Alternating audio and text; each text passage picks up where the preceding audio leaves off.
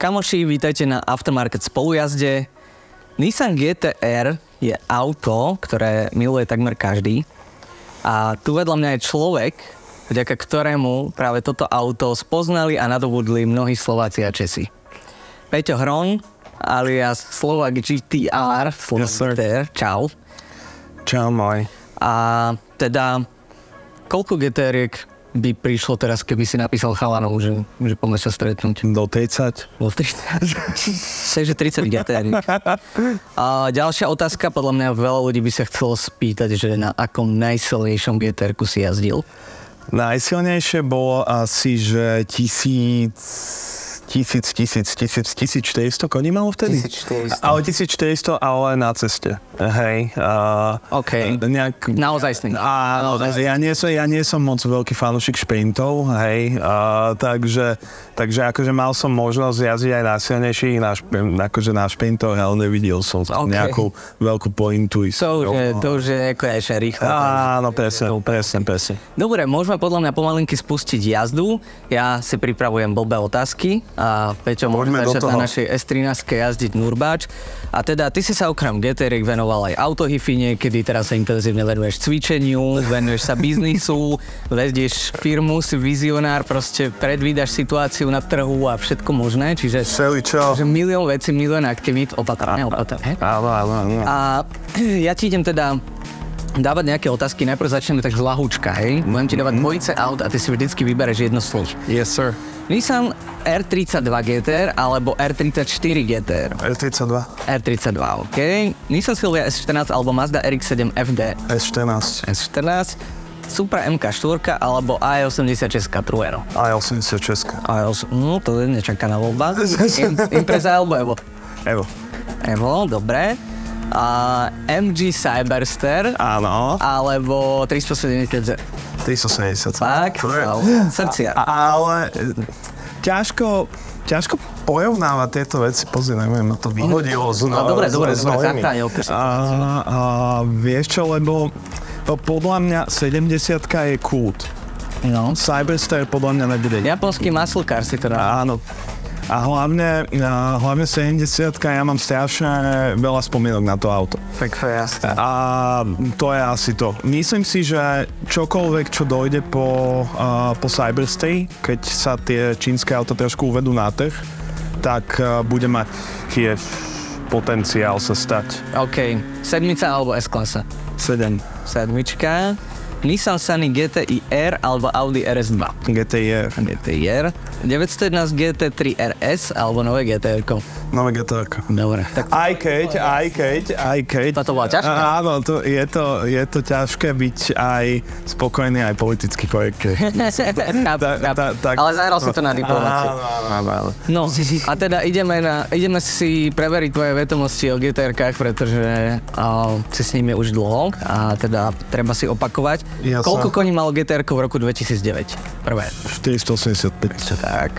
Povedz mi, v ktorých rokoch bola R35 updateovaná alebo faceliftovaná? Že kedy sa tam robili zmeny? V ktorých rokoch? 2011 až 2012. Potom druhý facelift bol 2014. Áno. A ďalší facelift bol 2016. Áno. A potom ďalší bol 2018, ďalší facelift bol 2020 a finálna edícia bola 2022. Damn, pekne. Ale je aj tá 2003 alebo 4 model. Áno, ale tá už v podstate ako keby... Tam už tie zmeny boli fakt, že maličké. Že bavíme sa o tom, že Apple CarPlay a Android Auto. A ľudia si musia uvedomiť jednu vec, že v Európe funguje niečo také, čo sa hovorí, že derogačná doložka, hej? A táto derogačná doložka, čo robí, tak je, že vlastne klasifikuje autá, ktoré môžu byť prihlásené na základe nejakých minimálnych kritérií, ktoré spĺňajú. Okay. A posledné GT-rko nebolo možné ho už prihlásiť, kvôli tomu, že nemalo povinnú signalizáciu zapnutých pásov na zadných sedačkách pasažierov. Áno, takže a to, že to nemalo takéto píp. Takže musel si zapnúť každý kufor, ktorý si tam položil. Áno, presne tak. By si to musel. Hej, lenže Japonci to odmietli spraviť, takže tie auta sa už nemohli predávať. OK. Dobre, ideme ďalej. A na každom GTR-ku je taký krásny podpis v motorovom priestore. Áno. Tí typci, ktorí... Takumi, ktorí to zhotovujú, koľko ich je v Nissane? Záleží. Možno ti dáme... Na začiatku ich bolo menej, na začiatku ich bolo 6. A bolo ich nakoniec, myslím, že skončili, že ich bolo 12? 13. Veľmi dobre. Tak, a dokonca dvaja sú aj na Facebooku, keď chcete. Takumi Kurosawa z dvojitým V má S13, takúto, na akej jazdíme. Veľký srdciar a zhruba 10 z nich má upravené R34. Nice, takže sú to naozaj ľudia, ktorí robia to, čo ich baví. Tak, je to ich vysnívaná robota a je to hlavne ich poslanie. OK, ideme k R33 GTR. A ako sa volala tá verzia, ktorá mala od výroby 400 koní? Mám ti dať ABCD? Skús. Po A Tuner Edition, po B Track Edition, po C Nismo 400R, po D Nismo 400 GTX. 400R. Presne tak, dokázala ísť 300 km za hodinu.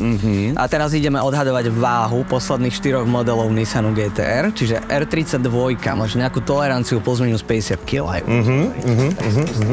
Koľko mala R32 kg? R32 mala podľa mňa 1380. Veľmi blízko, 1430. R33. R33... Nie je to také ľahké sa sústrediť, keď si dám otázky. Ja som spanikáril.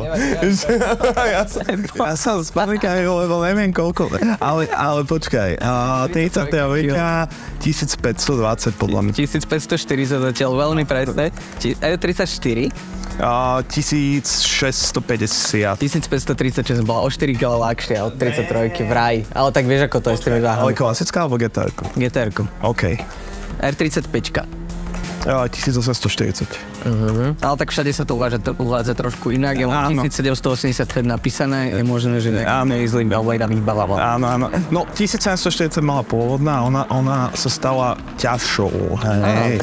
Pribrala javkmi, len ide o to, že vlastne to auto vychádzalo z homologizácie v roku 2009 a nebolo vlastne rehomologizované, hej. OK.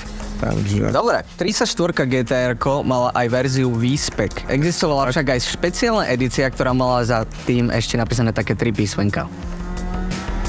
Špeciálna edícia Nissan GTR R34 V-Spec. Presne tak, jazdíme Nurbáč a bola to Nürburgring edícia. Správne. Koľko hodín trvá v nissanátskej točingy továrni kompletne zložiť GTR-ko? Mne sa zdá, že 18, ale... Daj mi. Dobre. 150, 460 alebo 24? 150. 60 hodín. 60. Tak sa uvádza. Ako dlho trvalo Nissanu, kým developol model R35? Od 2003 sa mi zdá, že začali 6 rokov, 7? 5, no. Niečo cez 5, čiže hovorí sa, že viac ako 5 rokov, hej, takže si blízko.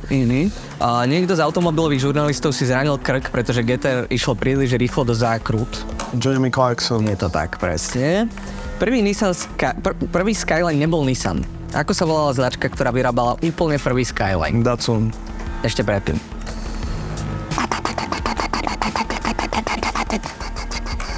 Nebol to král, ale bol to jeho syn. Prince. Dobre, kde bol... Haus ináč. Vieš, áno. A potom to Prince sa premenil na Godzilla. Áno. No, kde bol schovaný bývalý šéf Nissanu, keď utekal z Japonska? V čom? V súkromnom lietadle, v casey od audiotechniky, zabalený v alobale, alebo nikdy neutekol? V casey. Od audiotechniky. Presne tak. Konkrétne hovorí sa, že od violončela, ale... Hej, on má 1,55 m, tuším, takže pohode. No, mám veľa otázok, ty už si na celej rovinke. Bol si autohyfista, koľko vatov si mal vo svojom aute? Fú, vieš čo, keď som bol vicemajster Slovenska, tak som tlačil s 2 wooframi okolo 2500. OK, dobre. A aký je momentálny svetový rekord v najhlasnejšej auto HIFI sústave? Typni si decibely. Môžem ti dať možnosť. No daj. Po A 165, po B 173,5, po C 180,9, po D 185,2. 185 podľa mňa. Čo ver, strašné bomby. Dobre, ideme ďalej. A koľko wattov má najsilnejší OEM car HIFI systém? Čiže od výrobcu priamo, hej, žiadne extrémne buildy, ale proste od výroby. Podľa mňa nebude to viac ako 90. Ako 90 wattov? Ja aj wattov, prepáč, ja že decibel, koľko to je. Podľa mňa to bude... Môže odparkovať 840. Yes. Daj, koľko môže byť? 600? 2400. Čo? To kto má pre Boha? Kto pre Boha chce v sérii dať 2400 watov ľuďom? Však to je... To má 2,5 kW viac len kvôli audio. Wow, OK. Takže Mark Levinson systém v Lexuse 2400 watov šialené. Nice. Dobre, ja som tu mal ďalších 300 otázok o Číne, nie že by sme išli ďalšie kolo. Nebudeme ťa znasledovať, ďakujem krásne. Starý, kedykoľvek. Som strašne rád, že robíte tento formát. A ja si tie otázky odložím na teba, lebo pôjdeš potom na reparát. No, však mal by som, keď vidím ten čas. Lebo Matúš, podľa mňa si teraz takto mydli ruky, že... Takže... Dobre, super, cool. Tak díky. Pani, ďakujem. Čaute.